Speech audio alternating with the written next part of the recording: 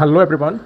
So in today's video, we will try to know how accommodating and compassionate our constitution is. What do you think? What is the position of Supreme Court and the law of common person's dignity in their eyes? We may say that our constitution, our Supreme Court and other judicial authorities are not very careful about protection of humans' dignity and respect. But if I say you that it is not a clear picture, in fact, the reality is even more different, then don't be surprised for that. Today I'm going to share two important judgments. Many people don't know about these judgments and therefore they hold such an opinion about a Supreme Court or the constitutions as to how they treat with humans' dignity. So we know what is manacle, what is fettered, which means arresting through manacling someone, arresting through applying fetters, which means confining someone's body or hands to a certain kind of iron ring, right? Guys, in our constitution, it is still considered to be inhuman. It is not a practice of our law. Our constitution and our Supreme Court, the Honorable, have given many such judgments in the light where they have described this sorts of arrangement of arresting an accused to be inhuman, to be against their dignity. Now we will try to understand what is the opinion of the Supreme Court and how do they see these kinds of arrangement manacling accused in their under trial phase, right? So today there are two cases. Number one, VC Shukla versus CBI through state, right? State through CBI. And the second is Prem Shankar Shukla versus Delhi administration. Both of these cases are very important and I think we must know about the reasoning as well as the judgment passed by the court. Let's start with first VC Shukla, which means here in this case what happens, I'm not talking about the facts of the cases because my purpose for creating this video is to just let you know how the Supreme Court treats with humans' dignity. So this man in the case is already convicted of death, which means capital punishment, but inside the prison he is continued to be confined with certain kind of fetters, which means he's not allowed within the confined boundaries.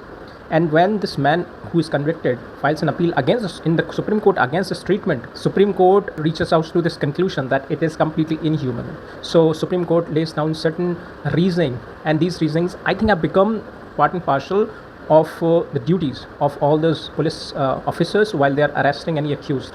Number one, Supreme Court says that, the Honorable Supreme Court says that every person who is accused has a dignity, and that dignity is a subject to be protected by the Constitution, by the administrative authority. Second, he also says that in the confinement, when an accused during his under trial phase is subjected to these kinds of inhuman treatment, then it is against the liberty of that person, which is a clear violation of Article 21, Article 14 and Article 19. Now what is the ground of forming this reason by the Supreme Court is also even interesting. Supreme Court clearly says, categorically says, that when an accused who is under trial and is not convicted yet, then this is a responsibility for the administrative to protect, which means to secure that life of person, which ensures the safety of that accused. And in that case, there is no right being given or dispensed or commissioned to any of the police officer to treat any accused in that way, in a more disregarding and immoral way, right? And therefore the purpose of manacling or the purpose of applying this fetter, I think, is held no reasonable, which means it is no application in any of the cases. However, the Honorable Supreme Court lays down a few important conditions, which means these conditions are fulfilled, then under certain circumstances the police officers or the arresting authority may apply these confinement in the name of fetters or in the name of manacling. Now obviously we can all presume what could be the possible circumstances. So for example, if any accused is of the nature who disqualifies to be human, which means who is not graduated on the parameters of oneself to be called as human, then in that particular case he can be confined to manacles or fetters. Secondly, if that person who is accused is assumed to be or presumed to be dangerous, and it is also appeared maybe by these police officers or the arresting authority that the person can really break all that custody and can flee from the place or could do any certain things which might be problematic in the course of presenting or arraigning that accused before the Supreme Court, that under these circumstances the police authority has a right to confine that person. But here in the VC Shukla case, what happens that the accused is already convicted. An interesting part of this, that this person who is convicted already in the confined boundary, almost waiting for the capital punishment to be executed, and is still confined to manacles, and that sounds quite an unfair and injustice to that person. So Supreme Court clearly said that it's okay, someone has been convicted, but still under the human rights we have to protect the rights of the common person or even the convicted person. This is just for the purpose of maintaining a respect towards the international rules and regulations. See, human rights commissions are heavily governed by international law, and international law sees human rights at the top, which means the priority to be given this is very significant, and therefore compromising on these matters, especially on the part of the police authority or let's say on the judicial authority, is itself an unfair practice, injustice to that confined or convicted person itself. So now you understand the very strong actions that has been taken against this kind of culture of arresting person and confining that person to that fetters or manacle even when the person is convicted in the 302 murder, right, and facing the capital punishment. Now moving to the second case, which is Prem Shankar Shukla versus Delhi administration. Now this case is a little bit different but almost talking the same language.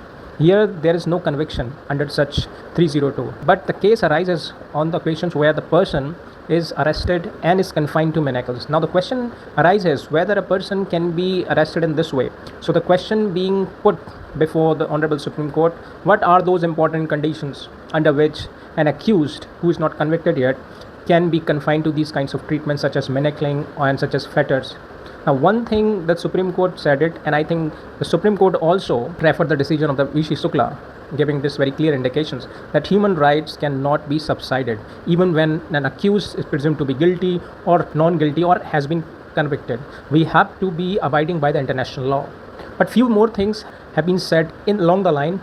Number one, the Honorable Supreme Court said that every person has dignity and that dignity has to be maintained, right? And fettering someone, applying manacles or iron ring someone specifically to an accused who is not convicted completely demolish the image of the dignity, which is a clear violation of Article 14, Article 19 and Article 21. Now look at the gravity at which our Honorable Supreme Court deals with these cases. We feel that these cases, like arresting someone using these, applying these manacles or the iron rings, it's just like a casual treatment of the administrative officers. But in the eyes of the Supreme Court, in the eyes of the law, I think this is one of the most despicable act of the administrative force. This much importance and paramountcy has been given to human image. You understand that. One more thing, the Supreme Court, the Honorable Supreme Court said in this case that the major component is rehabilitation of someone who has been accused or convicted. If someone has been convicted, still the law should be talking and about the possibilities, the rehabilitation, reformation and social reintegration of that person. But if that same accused or the convicted is treated in the same humiliating manner, then he may lost his entire dignity that he has earned throughout the life, and he has not been convicted yet, and yes, he has been facing such a gruesome treatment. Then obviously this is a clear failure of the constitutional provisions as well as constitutional safeguard to the fundamental rights of the human, right? So these are important reasonings laid out by the Honorable Supreme Court against the practice of arresting someone, including both convicted and accused, and they should not be allowed in this way. So I hope you understand the total reasoning compiled up in these two important judgments, VC Shukla versus State through CBI and Prem Shankar Shukla versus Delhi administration. Both of the cases significantly deal with the dignity of human rights and against the culture of fettering and manacling accused or convicted at the same time, giving priority more to human dignity and against this humiliating culture at the hand of the administrative power. This is really important, and once we understand this, we learn that we must not disrespect the culture and the law as well as the Honorable Supreme Court, because Honorable Supreme Court and the law and the constitutions all are very engaged and deeply involved in protecting the human rights as much as they could. This is what I wanted to share. Till then, take care. Bye bye.